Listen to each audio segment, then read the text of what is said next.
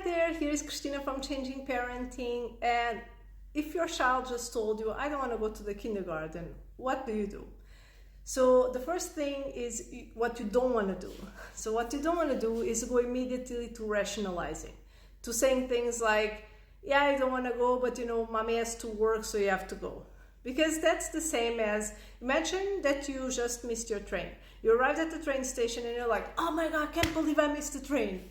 And someone tells you, well, next time come earlier. It doesn't matter that maybe they are right, or in fact it's a fact, right? You have to come earlier if you want to catch the train, right? So it's like, it's a rational thought, but it just makes you feel worse, right? It makes you kind of feel angry at the person also, because it's just like there's no validation there. They don't know why you missed the train, right? Maybe something happened. And even if it was your fault, it's still really annoying, It's just like, makes your day worse. So what you want to do instead is always start by connecting. That's one of the basic principles of positive discipline. You always connect before you correct. So you will connect with your child, and the way you can do this is, for instance, you can ask them to sit in your lap, you can hug them, you can stroke their back, and you just really empathize. Oh, you don't want to go to the kindergarten. And you just, let them, just without words even, just bring it down, just with physical contact, or just by being there, right? Let them bring it down a notch. When you feel like they are able to talk to you, so they are no longer in that, right? They are no longer into fight mode, right? Into a power struggle. Then that's when you start asking questions. And asking questions is such a powerful positive discipline tool. And it's asking questions without any judgment in the question, without any second agenda in the question. The only objective of the question is actually knowing the answer, finding out the answer, right? So you start asking like, why don't you want to go to the kindergarten? Did something happen in the kindergarten? Was someone mean to you? And you just keep asking questions until you get your child to want to go to the kindergarten by themselves. I give you an example of a conversation that one of my clients had with her son. So she started by asking like, what happened? Was there someone that was mean to you? And then the child actually started saying that there were two kids that were being mean to her. And in this, it's very important that we don't project, right? Because our own past experiences are not our children's experiences. And it's very easy when our child tells us that another child was mean to them, that we immediately get into defensive mode and like freaking out mode, because we start projecting. We start attaching our children's life experiences to our own life experiences. And they have different lives than we had.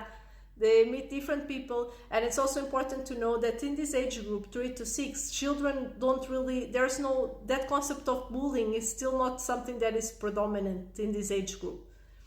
Because children are not really into being, taking revenge. They do, if they feel hurt, they will also hurt other people, and that's another conversation, and I have other videos on that. But they don't have that thing of like, I'm going to bully this kid, I'm going to be consistently mean at this kid, and those things of like having social groups, that starts developing more, like the idea of social groups more around the age of 6, 7, 8. So at this age group, 3 to 6, children are still very much, when a child says another kid was mean to them, probably it's or almost 99% of the time it will not be something that is going on forever, that the child's always mean to them, right?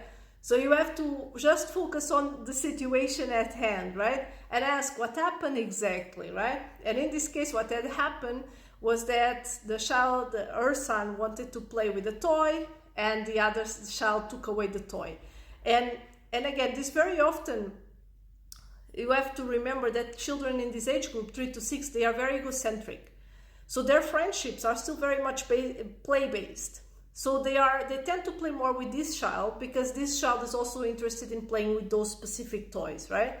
So they choose their friendships based on the type of toy. That's why they very easily make friends, right? They go to the playground and they immediately can be look like they are best friends with the kid that they just met, because it's not about the kid itself, it's about the play, right? So when a child takes away the toy from another child, it's not because they are mean, it's not because they're trying to hurt the other child, it's just because they really want to play with that toy. And they need to learn the concept of taking turns, of feeling empathy for the other child, putting themselves in the other child's shoes, and for that they usually need an adult to mediate and teach them those social skills, right? So in this case, what happened was that the child wanted to play with the toy and the other kid wanted to play with the toy. They kind of had a fight, and that's why the kid didn't want to go to the kindergarten. So I helped the mom ask more questions, right? So ask more questions like, would you like to play with the toy again today? How can you do next time when you have a toy and the other child wants to play with your toy? Maybe you could say, stop, and I have a video on that also. Stop, don't touch me, don't touch my toy, I still need this toy. When I'm done, then you can have the toy, but I still need this toy, right? So teach your child the social skills they need. So the reason this kid didn't want to go to the kindergarten was because he was upset because he was playing with the toy and the other kid took away the toy. So what he needed in this moment was not someone to tell him, well, just suck it up, go anyway to the kindergarten. What he needed was to learn the skills, the social skills, the social emotional skills, to be able to self-regulate in that moment and to impose his own boundaries to the other child and say, no, this is my toy, I'm still playing with this toy, right? And it's your job as a parent to give your child the tools they need in order to be able to, by themselves, overcome life's challenges.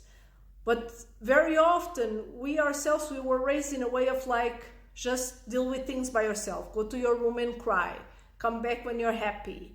If a kid hurts you in kindergarten, just throw a chair at them, right? So it's like you solve the problem by yourself, right? You are alone. You have to deal with things by yourself. And now we are trying to parent in a different way, and sometimes these things don't come automatic to us. And that's why it's so much easier, and it helps so much having someone, a parent coach, that can help you and point out these things. So if you are struggling with your child's behavior, if you don't know what to do, I specialize in ages 3 to 6. Drop me a comment, let me know what's happening, and I'll share some tips to help you.